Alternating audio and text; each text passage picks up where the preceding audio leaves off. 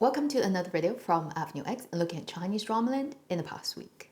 Let's get right into it. On the 27th, we've had a drama that airdropped on iQIYI. This is a 14 episodes 迷雾剧场 suspense crime drama that I recently talked about due to its name change. That sounds way too funny. It did air with its new title, 有罪之身. The English title also got changed from The Sinless Person to The Guilty. If you pay extra money to see the last couple of episodes, it would actually finish airing on the first day of February. So my plan is wait till it actually finishes airing and then binge it. One day after that, on the 28th, we had a drama going live on Tencent, 24 episodes contemporary drama called 夜色正浓. The English title is The Sales, people fighting in the professional realm in the big metropolis type of story. Everybody is white collar and it's very cutthroat business. And it's led by a group of ladies and a group of guys. It's mainly led by Jiang Shuying and Tong Dawei. They will be the number one leads. And then you have Lan Yingying, Kan Qinzi, and many other people. Honestly, I really haven't noticed this drama. I have a vague impression of when they started shooting, but it was a while ago. And then didn't hear anything afterwards. So this drama now is online. Depending on if I can get to it, which I find might be very difficult because right now there are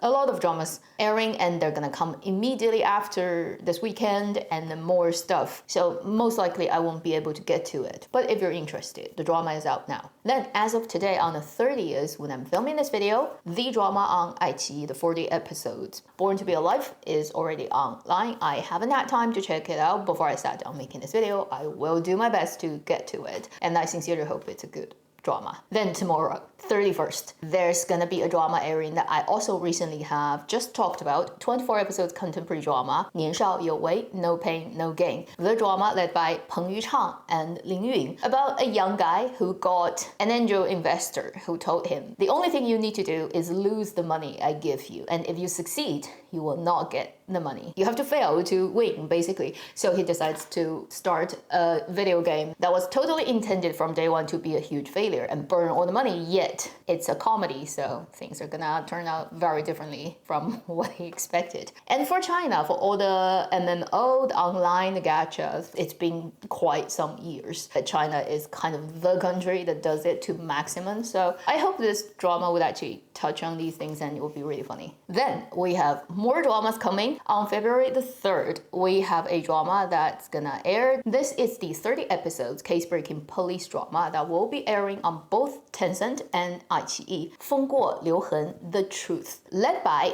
Gong Jun, Jiang Wu, Sun Yi. Not because it is Gong Jun led and he's like really need a drama to pick him up. More importantly, this is actually based on a book written by a real coroner who actively these days on social media still put out a lot of posts try to teach the public about what is the job and work of all the behind the scene works of police investigators on the technical end of things. This person, I believe, is a trace analyst analyzing crime scene trace of all sorts. This makes the drama quite different from other dramas that may be more of a imaginative sort of police work than actually based on truly people from the profession and still actively working in the profession writing the material. And in a few days we'll find out if this is worth watching. I actually highly look forward to it because it's based on a real kind of material. 2 days after that, on the 5th, yes, there are that many dramas happening at the same time. We have a 34 episodes period drama that's gonna air on both Youku and then CCTV 8. This would be the period case-breaking kind of mystery suspense drama, 唐宫奇案之轻雾风鸣. That's a very long title. English title right now is Unveil Jadewind.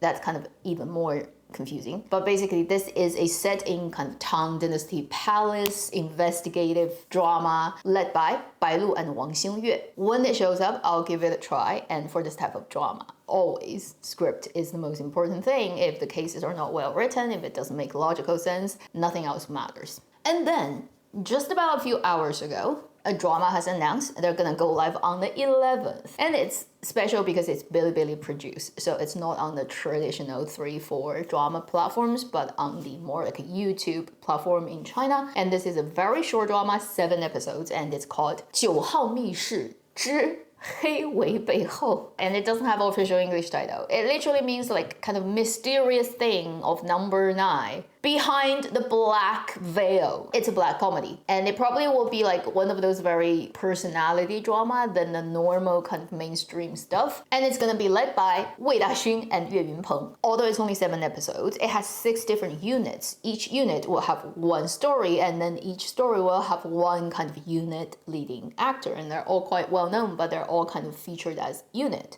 characters. Wei Daxun is like showing up in a lot of dramas recently. Hope that's gonna work in his favor for this period of time. Then we have a couple of other dramas at different stages of production. We'll quickly go through them. First, there's a short suspense case-breaking drama on Youku, 13 episodes, that has just gotten its license. Its Chinese title is 踏雪寻踪. I remember when they started shooting, and it's like shot in a very cold place. And the English title is Jagged Peaks, led by Liu Xueyi, Jiang Qilin, Li Naiwen, Huang Zhizhong, Xing Fei. I can't wait to watch a drama where Liu Xueyi is not wearing a wig. I can't even remember when's the last time he did a drama where he can just use his own hair. Come on, bring it on. Just like for a change of scene. Also, the drama we recently talked about among the group of set in 70s, 80s, 90s drama that's gonna come out in this year, the one led by Sun Qian and Chen Feiyu, 实用主义者的爱情 love stories of 1970s. They just announced they've changed their title. I start laughing again looking at what they've changed it to. So, the Chinese title previously is 实用主义者的爱情, which means the love of the pragmatist, the people who are like very practical, basically, which, I mean, it's not bad if you're setting it at the end of Cultural Revolution. They just changed it to 纯真年代的爱情, which means love of the era of pure naivety or being pure and naive. What's wrong with 实用主义? Do you think like it's negative? And you have to change it to this kind of like totally harmless, lovely title. 70s is far from being lovely, everybody knows that. And also, if you always know that you're gonna have to change it to something totally harmless, why start with 实用主义者的爱情 in the first freaking place? Now you have to change every freaking poster. Think about the photoshopping people. I feel so bad for them because I used to be in that position. I used to work at a company. I have to do those kind of like materials for whatever, and how we hated customers who had to change design. Every day it's like, I need a version 2.578. And the next day they call you and say, no, I want to switch back into that version we did like 3 days ago. I look at this, I'm like, I feel really bad for the workers who have to actually go and freaking change every poster they've made. Imagine like the folder of PSD file. I think we should just make a Chinese drama that's about all the Chinese dramas changing their titles. That would be really fun, I think. Next, there is a drama that has just wrapped, and it does look quite interesting. When it airs, which probably will be another half a year, still I will be looking forward to it. This is a contemporary suspense drama on Youku called 猎鹰者 Shadow Hunter, and it is about a woman's revenge. And it's led by Zhang Xiaofei, Yu Shi, Xia Yu. So Zhang Xiaofei and Yu Shi will be the lead. Xia Yu is like the guest star lead. The female lead character is kind of mid-aged woman who is wronged in some ways, and she decided to do a huge revenge plan. And Yu Shi seems to be the younger guy that is helping her, or she recruited, and Xia Yu is playing like a policeman who's investigating something. If you look at the trailer, it looks like that. Just by looking at the trailer, I am a little bit intrigued about the story and then how everyone is gonna do their performance. Finally, we have a drama that has just started shooting during this week. This is a Mango Television period drama called 何不同舟渡. English title is Dancing with the Tide. Does look like a typical idol period drama. It's gonna be led by Tan Jianci and Lu Yuxiao. Although I have no idea what this story is gonna be, I hope it can be the type of period drama that will not be too pretentious and superficially a rosy, romantic, sugar sprinkle drama and done. Because these two actors, based on what I've seen them in previous works, they do have the ability to play a little bit more complicated or more realistic kind of characters, whether they're in period setting or contemporary. I hope it's not a story that's gonna waste that and just be another average idol drama that only fandom cares about. That would be very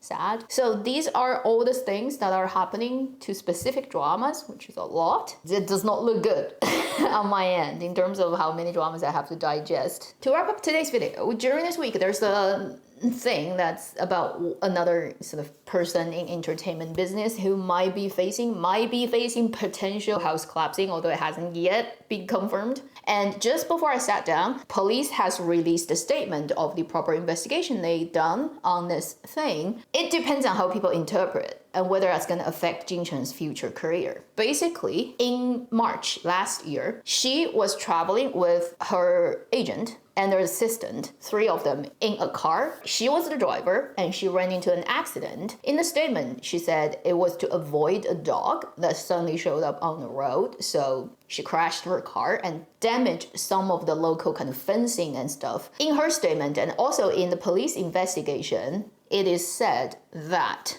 she is the person who got the most severely injured, and due to that, she really wants to go to the hospital to get it solved because it has something to do with her face, like her face got injured and she's an actress, as you can understand. So what happened was her agent and her immediately went to a hospital in Shanghai and leaving the assistant at the scene dealing with police and further sort of dealing with insurance. And the assistant claimed that they are the driver instead of Jin Chen being the driver. And in Jin Chen's statement, she did a surgery in Shanghai, and then when she woke up, she heard that the assistant took the responsibility. But when the public look at this thing, it is very suspicious, and very few people would believe that the assistant did that totally on their own. And after this, the assistant actually didn't go through with the insurance company with compensation and stuff. So there is no fraud in terms of they get insurance that shouldn't get, like involved. And the police department of the higher level than what was investigated at the time by what organization is now into the sort of like re-investigation of the whole thing. So this procedure hasn't fully finished. But based on the current statement, the accident did happen. It was Jin Chen driving, and then it was the assistant who took the blame or claimed they were the driver. Now, how much of that would be believed by the public? You can imagine most public would not believe it because everybody kind of knows what is the working culture in the entertainment business between a star, a celebrity who's relatively quite famous, and their assistant. So when this comes out, if you look at all comments, everyone is saying, oh, so conveniently, she was trying to dodge a dog, which means she's nice and kind. She got face injury and she's an actress. Totally understandable that she runs into emergency and leaving the assistant at the scene. And she's out because she's under surgery, and then she didn't tell the assistant to take the blame at all, and it's like the assistant just voluntarily did it. Everyone is saying that, and they're saying such a pure and good-hearted actress, like nobody believed her basically. Whether this thing is gonna eventually legally kind of implicate Jin Chen in any way or not, public reputation wise. Anyway, that should be the end of this video. Thank you for watching Avenue X. I'll see you in my next video. Meanwhile, live long and happy drama watching.